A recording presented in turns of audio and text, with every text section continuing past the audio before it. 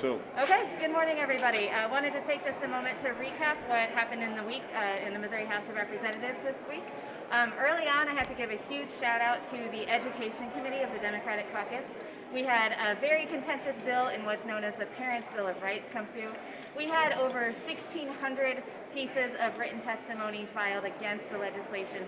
We had dozens and dozens of parents and students show up to testify against it, and our education team just did an amazing job standing up for parents and teachers and students to be able to get adequate history and get the education that they all deserve. And that hearing was a bit intense, but I just want to give a huge thank you to our folks because they did an amazing job. We saw a huge slew of bills that attacked small businesses come through judiciary.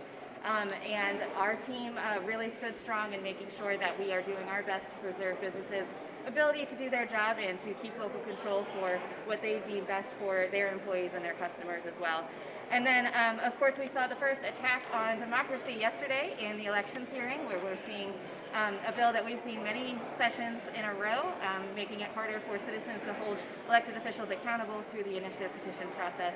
And then, of course, the topic of everyone's mind is redistricting, where there was an executive session. Representative Dan Shaw, the Republican map, was exec out of committee on a party line vote, and then I was able to have a hearing yesterday on the Democrats' bill, where we were able to present adequate options and bring the conversation to light that there's not just one answer to this conversation, and that we need to be taking our time and spending a lot of energy in making sure that we do this the right way.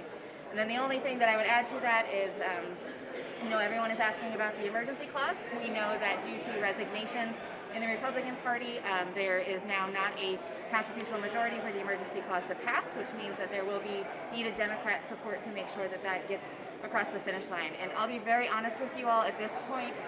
There's a lot of discussion in our caucus of whether or not this actually constitutes a constitutional emergency, if this allows for one.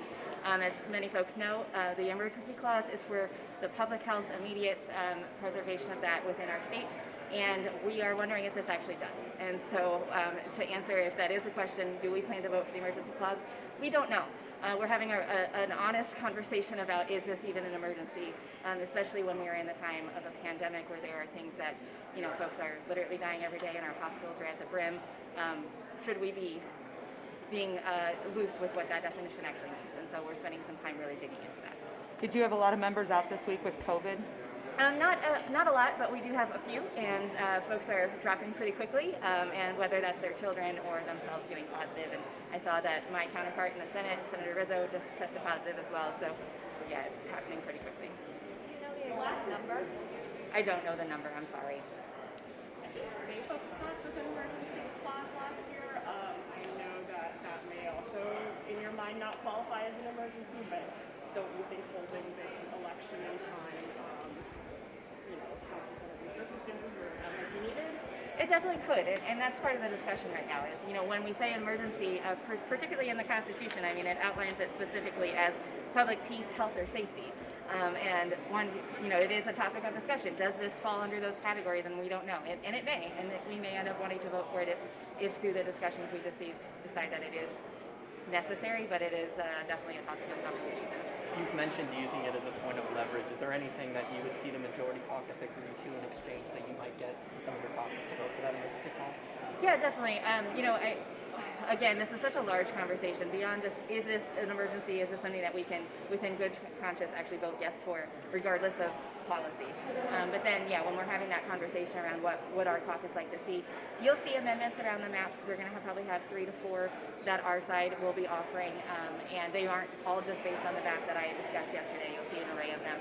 But we are also talking about things through the supplemental budget, through the budget as a whole, and as well as other public policy that we care deeply about. And so there are discussions about all of those things. Yeah, you just touched on this. So it looks like, debate for the redistricting map, the one that was passed by the committee, is slated for Tuesday, most likely. And we saw some attempts from Democrats to add to the map in committee, but were shot down because it would have messed with a different amendment. I guess I'm curious kind of what is the game plan for those particular amendments that didn't make it out of committee?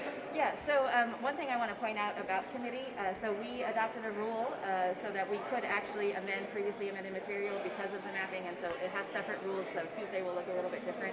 Those rules actually can be done, they are supposed to be done in committee, so there was a little bit of hiccup on it. Again, this is a once in a 10-year situation, so no fault in terms of us not quite understanding how that process goes in the moment.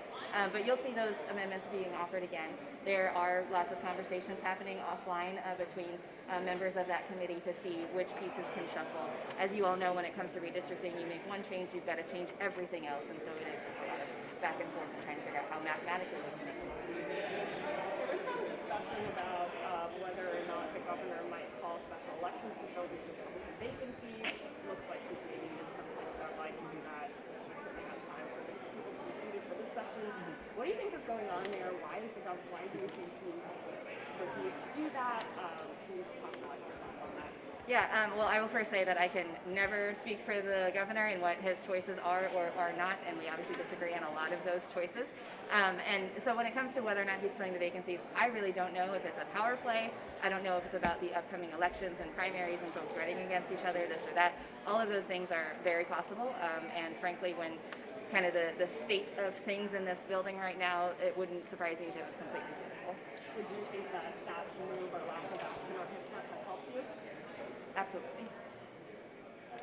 On the bills that have gone through the Education Committee, one of them is focused on banning certain educational materials that they view as tied to race theory. Another one is focused on notifying parents and getting them more involved in that process. You've been pretty vocal about your support for public education. What are your thoughts on those bills?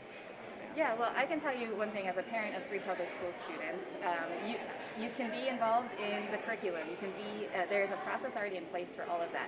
Is it easy and accessible for everyone? No, it's not. And there is room for improvement in terms of making sure that parents have what they need to feel good about their kids' education. Absolutely. But you can also sit in on those meetings. I've been on the task forces. I've been lucky enough to get to do some of that work. All that said, the way to fix that problem and this discussion in our country right now is not banning history. It is not banning facts. It is not taking our educators who have spent their lives learning and training on how to do this and telling them what to do from a seat of someone who isn't trained in that world. One of my favorite things about the testimony on Tuesday was we had so many kids and so many parents who were there, but we had kids there, and from my seat, children wanting to stand up for their education and having access to information, I think is something as legislators we really need to be listening to. Okay. Thank you guys. Hope you catch the Senate in time.